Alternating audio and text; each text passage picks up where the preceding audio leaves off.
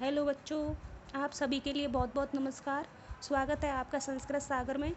देखिए बच्चों, आज मैं आपके लिए स्कूल व्याख्याता भर्ती परीक्षा सेकंड पेपर संस्कृत के लिए मैं आज आपके लिए सिलेबस बताने वाली हूँ कि संस्कृत सेकंड पेपर में संस्कृत के लिए कौन कौन से टॉपिक्स आएंगे और क्या क्या हमें पढ़ना है।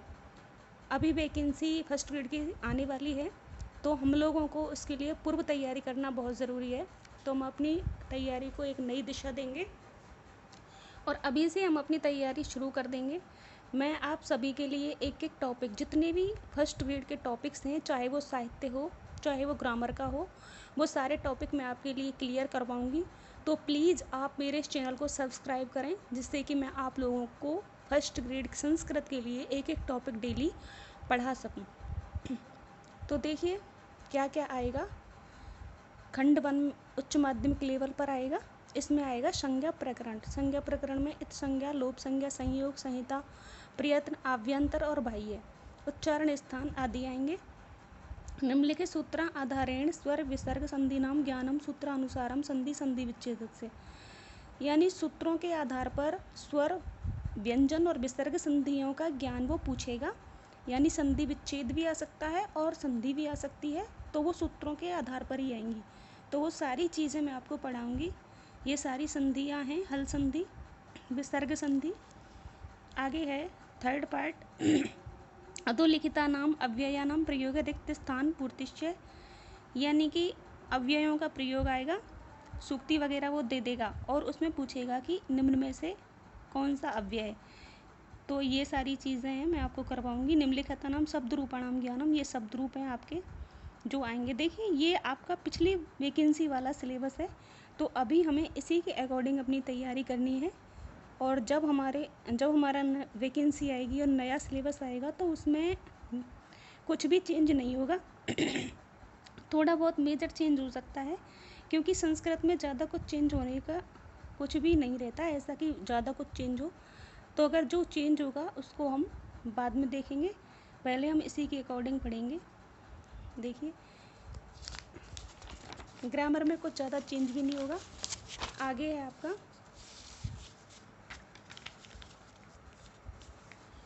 देखिए, पुरानी वैकेंसी में बस 1-2 टॉपिक चेंज हुए थे, तो इस बार भी अगर होगा तो 1-2 टॉपिक ही चेंज होंगे, वरना सेम ही रहेगा। मेरे अकॉर्डिंग तो सेम रहेगा। तो हमें इसी के अनुसार तैयारी करनी है, हमें टेंशन नहीं लेनी है। आगे निम्नलिखित धातु नाम लट लोट लंग लट विधिलिंग लकारेशु सामान्य प्रश्न, यानी कि ये सीधे सीधे ही प्रश्न आएंगे इसमें। जैसे कोई भी वो लकार पूछ लेगा, इसमें कौन सा लकार है। और इसमें है आगे निम्नलिखित प्रत्यय नाम सामान्य ज्ञानम, यानी ये प्रत्यय हैं, सामान्य ज्ञान पूछेगा प्रत्ययों में। हमारा कोई सिलेबस इतना ज़्यादा टफ नहीं है, हमें टेंशन लेने की बिल्कुल भी ज़रूरत नहीं है। मैं आपको बहुत अच्छे से ईजी वे में पूरी ग्रामर करवाऊंगी, आपकी अच्छे से समझ आएगी। तो प्लीज़ मेरे चैनल को सब्सक्राइब करें, मैं आपको रोज़ाना एक टॉपिक क्लियर करवाऊंगी। संस्कृत बहुत ही इजी है, हमारी बहुत अच्छी तरह समझ आ जाती है जल्दी से। तो मैं आपको इस तरह से पढ़ाऊंगी जिससे कि आप जल्दी से जल्दी इसको सीखें। खंड 2 है स्नातक स्तर पर, यानी कि ये BA लेवल से आएगा। निम्नलिखित छंदानाम परिज्ञानम लक्षणोदाहरण संबंधी सामान्य प्रश्नाश्चय, यानी कि ये छंदों के आधार पर सामान्य प्रश्न आएंगे, लक्षण उदाहरण पूछे जाएंगे। देखिए ये छंद हैं हमारे अनुष्टुप, आर्य, इंद्रवज्रा, उपेंद्रवज्रा, उपजाति, वंशिस्तादि। आगे है अधोलिखिता नाम अलंकाराणाम परिज्ञानम लक्षणों उदाहरणम संबंधी सामान्य प्रश्न, यानी कि अलंकार हैं ये, और इनमें भी लक्षण और उदाहरणों के सामान्य प्रश्न ही पूछे जाएंगे।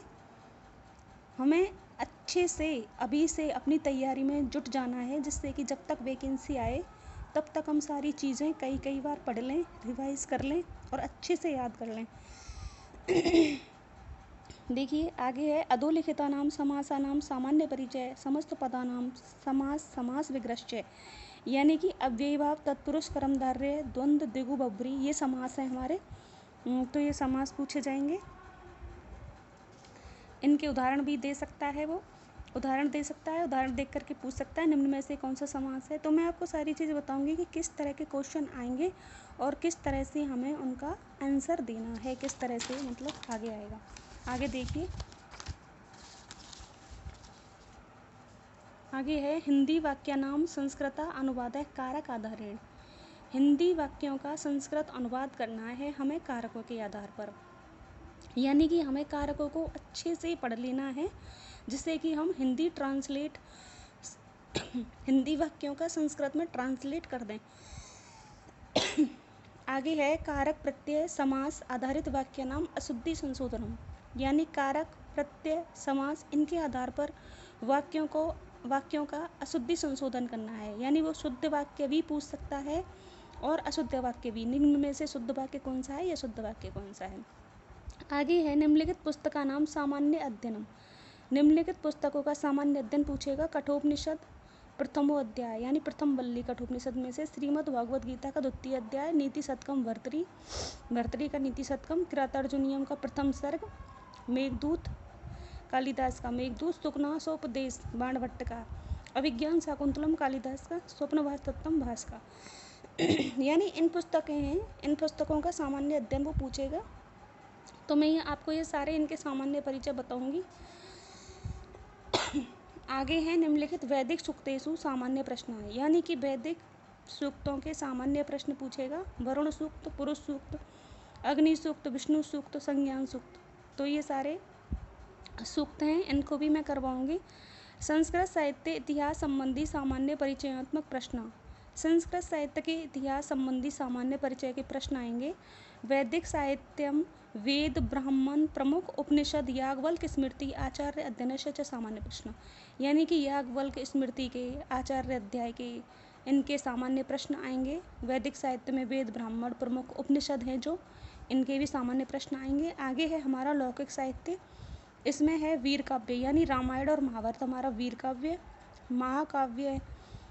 महाकाव्य जो कवि हैं जिन्होंने महाकाव्य की रचना की है, जैसे कालिदास, अश्वघोष, भारवी, माघ, श्रीहर्ष।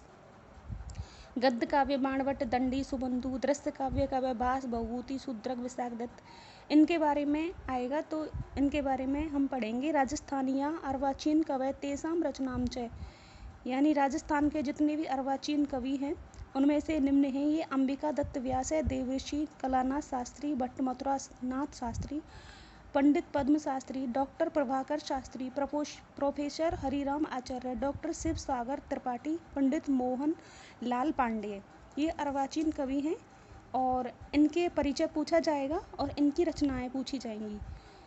आगे है खंड थर्ड में स्नाकोत्तर स्तर, यानी अब एमए लेवल का पूछा जाएगा। सिद्धांत कौमुदी कारक प्रकरण। निम्नलिखितानाम सूत्राणाम सामान्य परिचयात्मक प्रश्न वाक्य प्रयोगाश्च, यानी सिद्धांत कौमुदी के अनुसार कारक प्रकरण पूछा जाएगा। इसमें से सामान्य प्रश्न पूछे जाएंगे, सूत्र पूछे जाएंगे। ये सूत्र दिए हुए हैं कारक प्रकरण के। प्रातिपदिकार्थ लिंग परिमाण वचन मात्रे प्रथमा विभक्ति का, कर्तृपसितम कर्म कर्मणि द्वितीय विभक्ति के, तो ये सारे सूत्र हैं। कारक प्रकरण में हमें सूत्रों के अनुसार हमें पढ़ लेना है, तो मैं ये आपको सारे बताऊंगी। आगे है देखिए, ये सारे कारक प्रकरण के सूत्र हैं, सप्तमी विभक्ति तक ये सारे सूत्र हैं, तो हमें सूत्रों के अनुसार ही पढ़ना है, वो मैं आप सभी को बता दूंगी, आपको टेंशन लेने की ज़रूरत नहीं है। आगे है भाषा विज्ञान संबंधी प्रश्न। भाषा विज्ञान संबंधी प्रश्न पूछे जाएंगे। भाषा की उत्पत्ति, प्रमुख सिद्धांत, उच्चारण स्थानानी, ध्वनि नियम, भाषा या वर्गीकरण।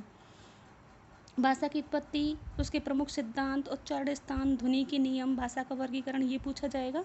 निम्नलिखित दर्शन ग्रंथानाम सामान्य अध्ययनम, ये दर्शन ग्रंथ हैं, इनका सामान्य अध्ययन पूछा जाएगा। सांख्यकारिका, ईश्वर कृष्ण की सांख्यकारिका। तर्क भाषा प्रामाण्यवाद पर्यंतम, केशव मिश्र की, प्रामाण्यवाद के बाद तक। चार्वाक दर्शन, ये सारे दर्शन ग्रंथ हैं, ज़्यादा नहीं है, ये 3 दर्शन ग्रंथ हैं, इनके हमें सामान्य अध्ययन पूछे जाएंगे। आगे है अलंकार शास्त्राणाम सामान्य अध्ययनम। अलंकार शास्त्र में से क्वेश्चन आएंगे। नाट्य शास्त्र, प्रथम और द्वितीय अध्याय भरत मुनि का। काव्य प्रकाश मम्मट का। साहित्य दर्पण, प्रथम द्वितीय परिच्छेद तृतीय परिच्छेद, यानी साहित्य दर्पण के प्रथम द्वितीय तृतीय परिच्छेद पूछे जाएंगे। पहली कारिका से 28वीं कारिका तक। विश्वनाथ राज की ध्वन्यालोक आनंदवर्धन का पूछा जाएगा। तो ये हमारे हुई सारी संस्कृत की बातें। संस्कृत के जितने भी टॉपिक्स हैं ये हैं ये सारे टॉपिक्स, चाहे दर्शन शास्त्र हो, चाहे वो अलंकार शास्त्र हो, चाहे वो भाषा विज्ञान हो, वो सारी चीज़ें मैं आपको टॉपिक क्लियर करवाऊँगी। आप मेरे चैनल को सब्सक्राइब ज़रूर कर लें, जिससे कि मैं जो भी टॉपिक कंप्लीट करवाऊँ वो आप तक पहुँच सके और आप अपनी तैयारी को शुरू कर दें। भाषा पूर्ति ये शिक्षा मनोविज्ञान से संबंधित है। इसमें शैक्षिक मनोविज्ञान, शिक्षा शास्त्र, शिक्षण अधिगम सामग्री, कंप्यूटर एवं सूचना तकनीकी का शिक्षण अधिगम में उपयोग, शैक्षिक मनोविज्ञान, शिक्षा मनोविज्ञान की अवधारणा, क्षेत्र तथा कार्य, किशोर अधिगमकर्ता की शारीरिक, संज्ञानात्मक, सामाजिक, संवेगात्मक एवं नैतिक विकासात्मक विशेषता तथा शिक्षण अधिगम के लिए इसके निहितार्थ। ये देखिए, ये है आपके शिक्षा मनोविज्ञान से संबंधित। ये टॉपिक आपके सारे शिक्षा मनोविज्ञान से संबंधित हैं। अधिगम के व्यवहारवादी, संज्ञानात्मक एवं निर्मितवादी सिद्धांत तथा उच्च माध्यमिक स्तर के विद्यार्थियों के लिए इसके निहितार्थ, मानसिक स्वास्थ्य एवं समायोजन की अवधारणा तथा समायोजन युक्तियाँ, संवेगात्मक बुद्धिमत्ता और शिक्षण अधिगम में इसके निहितार्थ, शिक्षा शास्त्र एवं शिक्षण अधिगम सामग्री, किशोर अधिगमकर्ता हेतु अनुदेशनात्मक व्यू रचनाएं, संप्रेषण कौशल तथा इसका उपयोग, शिक्षण प्रतिमान, अग्रिम व्यवस्थापक, संप्रत्य संप्राप्ति, सूचना प्रक्रिया, प्रशिक्षण, शिक्षण के दौरान देखिए अधिगम सामग्री तैयार करना तथा उपयोग करना, सहकारी अधिगम। ये आपका शिक्षा मनोविज्ञान की बात हुई। ये आगे आपका ICT है।